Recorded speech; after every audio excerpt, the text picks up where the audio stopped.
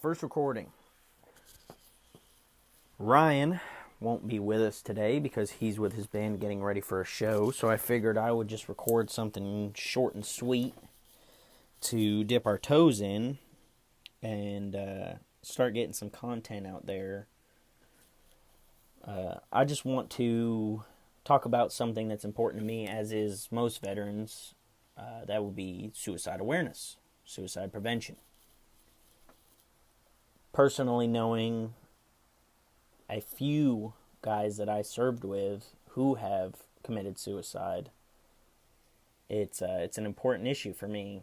Ever since 2016, when I got out, I've wanted to get involved with something that helps veterans deal with the issues that they have getting out, reintegrating into society, dealing with PTSD. It was a shock for me getting out. All of my friends and I got out right around the same time. It was within probably 3 or 4 months where myself and 3 or 4 of my closest friends would get out of the military. I can't remember exactly, but I think I might have been the last one to leave the military in the house that we lived in. We lived in a house with probably about five guys, I believe.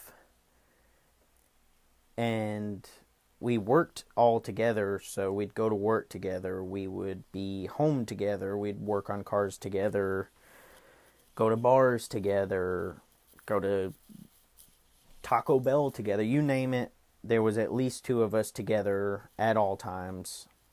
And when everybody started getting out, we were all just excited to EAS and start our lives, all while being oblivious to what we would actually have to deal with. When I got out, I moved about 8 hours away, and I didn't have any friends in the area that I moved to. I lived with my girlfriend at the time. We're no longer together, but I moved in with her in an area that I wasn't familiar with. So I had no friends, no family. It's just myself trying to reintegrate into society without having any support. And that was tough, mainly because for 4 years I had been around the same guys, all dealing with the same issues, all going to the same places, and it all just stopped one day, and I had a whole new situation to deal with. Of course, at the end of your contract, they send you to a course. It's about a week long, from what I remember, and basically the only thing that I remember from the course was building a resume to get a job. That's fine and dandy. You know, we had our resumes on point when we got out, but what they don't tell you is how to deal with things such as losing all of your friends in what seemed like an instant and being by yourself in a whole new world. That, to me, was the most difficult part, and I believe that's the same with most veterans who EAS and move on to different things. So, serving 4 years in the Marine Corps and getting out in 2016, it's now 4 years later, and I have 2 children of my own and another child that is my current girlfriend's that I help raise. All of them are under 5, and we all live together in a decent house. I work, and I support the family that way, and my girlfriend does an amazing job taking care of the kids at home to where they have a happy life and don't ever have to want or need for anything. But even having a loving family and a loving home and doing things that I enjoy with new friends that I have made here, like Ryan. He's also a Marine Corps veteran, and we do just about everything together outside of work. We do work together, but we do other things as well. We golf, which is a good way of dealing with stress, but at the same time, you could be on hole number 1, shot number 1, and want to throw your club into the river. So it works sometimes. Sometimes it causes more stress. Just depends on how much you suck or how good you are. Another activity that we've found that helps us is skydiving. Me and him so far have done 2 tandem jumps, and we're looking into going solo jumps in the future. I wrote a pretty in-depth article about this for a Warriors Battle page on Facebook. And a Warriors Battle is a 501c3 nonprofit that is designed to help veterans. They also help active military and even first responders. Through their resources, they are looking to build camaraderie and support through their Discord server and Facebook page and Instagram page and their website as well. And they're looking to reduce the negative side effects of PTSD and the struggles of getting back into society. Things that are running rampant through the military community and veteran community is suicide, divorce, anger issues, you name it. I'm sure there's a veteran out there that's going through it. But with a Warriors Battle, they're wanting to host events like camping, fishing, hiking, other things, whether it be a day of just veterans or a day where veterans and their families come out. And for me personally, there are places out there that do something similar to this, but with a Warriors Battle in particular, it's run by an Army veteran who deployed to Kuwait with the Third ID to invade Iraq after 9/11 happened. And with that veteran leadership, the company just feels like they understand better and they can help better. And there's no judgment passed about the things that you're dealing with. You know, if you're dealing with anger issues, you can go on their Discord server and just go to the veteran page on there and just type in, hey, I'm dealing with some anger issues. I'm getting pissed off at the littlest things, you know, stupid shit that I shouldn't be getting pissed off at. That's what I'm going through. And a veteran who has either gone through it themselves or understands what you're going through will get back to you, you know, with just a simple, hey man, I understand what you're going through. Let's talk it out. Let's work it out. And let's figure out ways to get over this hump and to get you back to being a good person that veterans are. You know, Chris himself has he went through drinking, he went through getting arrested for drinking and fighting, getting good jobs, losing his job, getting a divorce. And what helped Chris was he found a program in emotional intelligence. And this is, things like controlling your emotions through different outlets, whether it be, painting a picture. My mom told me the other day, she said, if you're painting a picture, the creative part of your mind will take over to, help you make this picture that you're wanting to make. Whether you're painting a beautiful portrait, or, if you're a Marine and you want to draw a crayon or a dick, because everybody knows that Marines love drawing dicks. That's the biggest thing in the Marine Corps, drawing a dick on a porta potty, writing Wagner loves cock, just typical things that Marines do. But she said, if you're painting a picture, the creative part will take over.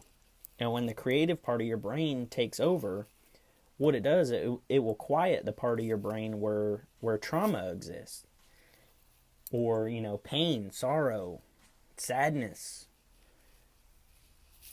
And of course, just painting a picture is not the only way to silence these part of your brains. Well, brain, I guess you don't have two brains, but to quiet the part of your brain that has to deal with this, there's countless things that you can do. Like I said before, you can go for a hike, you can go camping.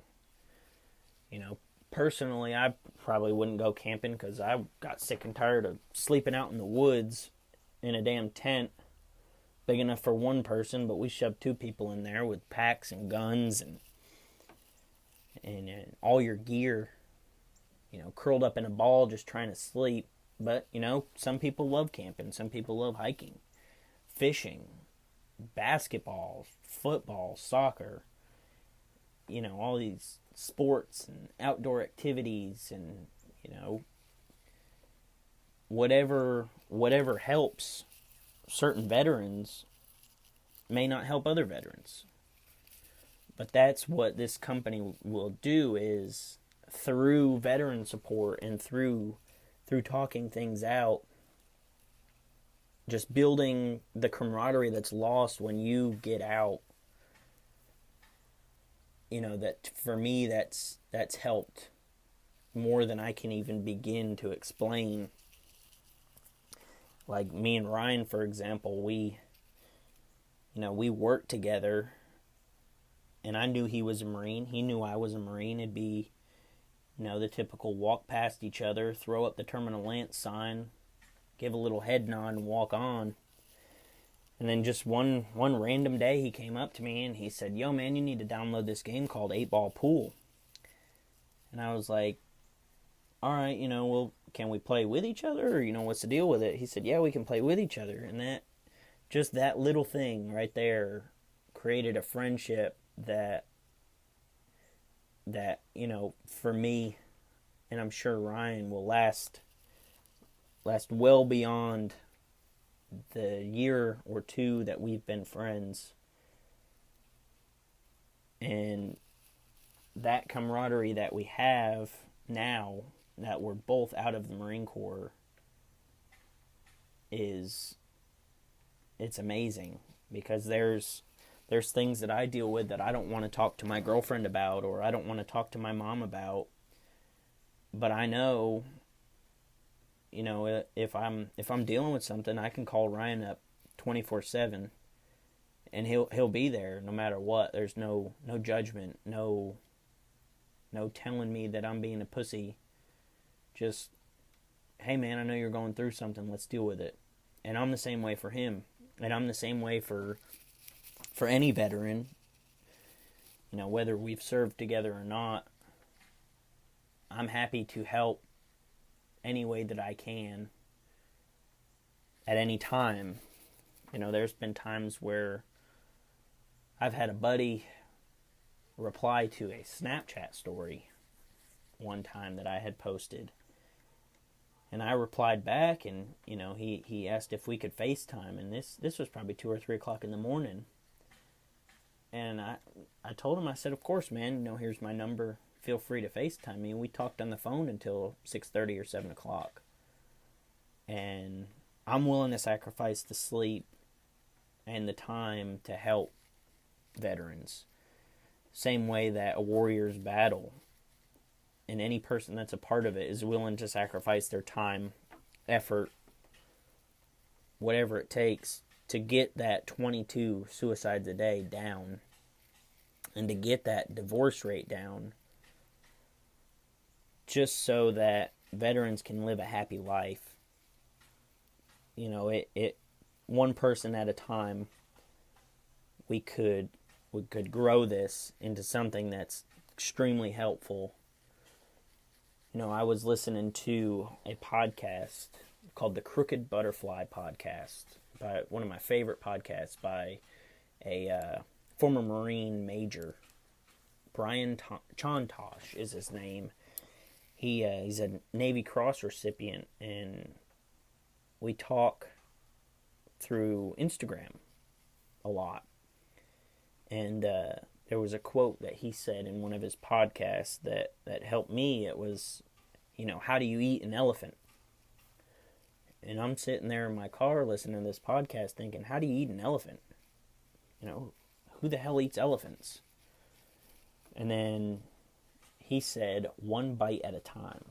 And I realized that no matter what you do, you have to do it one at a time. Whether it's making a podcast, I got to do it one recording at a time, one video at a time. Whether it's getting through work, I got to get through 1 minute at a time, one step at a time. Raising my kids, we got to get through one meal at a time. We got to get to breakfast, and then we got to get to lunch, then we get to dinner, we get to snack time, then we get to bedtime. And before you know it, the day's over. And there's definitely some days where I feel like the day was wasted. But then other days I feel like I've accomplished a lot just by getting through it one step at a time. And with a warrior's battle, Chris, he teamed up with Operation Compassionate Care to develop it. And we're with the Discord server and with the website, and in the future with t-shirts and events, we can help veterans and first responders alike to get through life, to be happy, to make a podcast, to get the job they want, and in particular, to not commit suicide. There's nothing worse, in my opinion, as a veteran, when it comes to your brothers or sisters, to get phone calls or text messages saying we lost another. Last year, I remember I was working, and I drive for my job. I drive a truck, and this particular day I was taking a driving test. I was stepping up to a bigger truck, and part of this process was to take a driving test with a manager. And it was probably 7 o'clock in the morning. I got a text message from another friend of mine that I served with, and all it said was, we lost another. And I knew exactly what came with that. And I texted back and I said, I'm about to take a driving test. I will call you when I'm done. And passed the driving test, flying colors. Got out of the truck, picked up my phone, and I called him. And all I said was, who was it? And he gave me the name. And it felt like somebody had punched me in the chest. But I knew that for myself and for my family, I had to get through that conversation, hop in my truck, and get everything done that I needed to get done for the day. And I found a way to get to the funeral. My mom drove from Connecticut, I believe the drive's 12 or 13 hours, just to get me and drive me to the funeral, which I believe was another 8 hours away. I had a car and everything, but you know, she was a support system for me for that. And went to the funeral, managed to hold it together. As soon as the funeral was over, we had a nice meal. We went to a bar after, caught up with a few of my buddies that I hadn't seen in a while, which was nice. And then drove home. And I remember the next day, it really hit me. And I just let it all out. And that feeling is a feeling that I wouldn't want to pass on to anyone else. Just that instant feeling of they're gone, they're not here.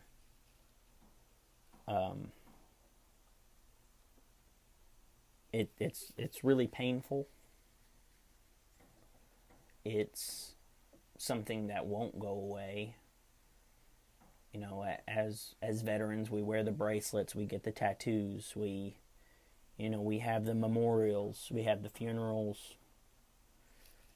and it's not something that I believe should be a part of our community as much as we can help it.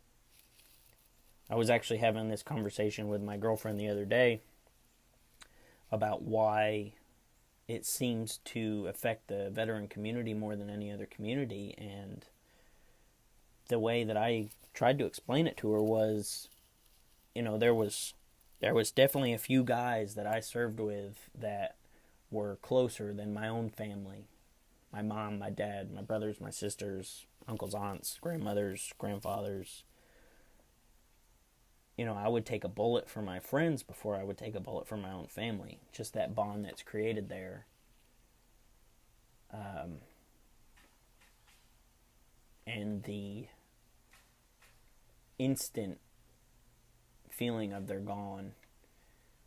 Like if you've got a grandparent that's been sick for a while, you can slowly prepare yourself for that loss. But whether it's in a combat situation or a suicide, it's in a snap of a finger. That person's gone. And all those memories of just the stupid shit that you did together.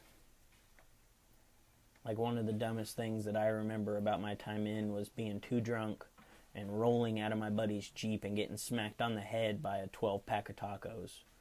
And the only thing that I could think of was, why the fuck would you waste a 12-pack of tacos? I didn't think about the hot sauce and the cheese and the lettuce that was all in my hair because it was 3 in the morning and I was hammered drunk. But that just immediate feeling of loss and guilt, especially, you know, if someone that you're close to commits suicide, it may be selfish, but I don't care. I've felt guilty before, you know. What if I could have done something? Why didn't I see it? But with a warrior's battle, you know, it allows you to talk it out with other veterans, first responders, and deal with it. Just to lower that number from 22, even if it's from 22 to 21, that one person is worth it. The lower we can get that number, the better people will feel, and the less loss and guilt and grief, sadness, the less everyone has to feel. And I know it may seem like I'm rambling, but I didn't really prepare anything. You know, I've got a little, maybe 10-sentence thing on my tablet here in front of me about a Warriors battle. Just some bullet notes that I wanted to add to this.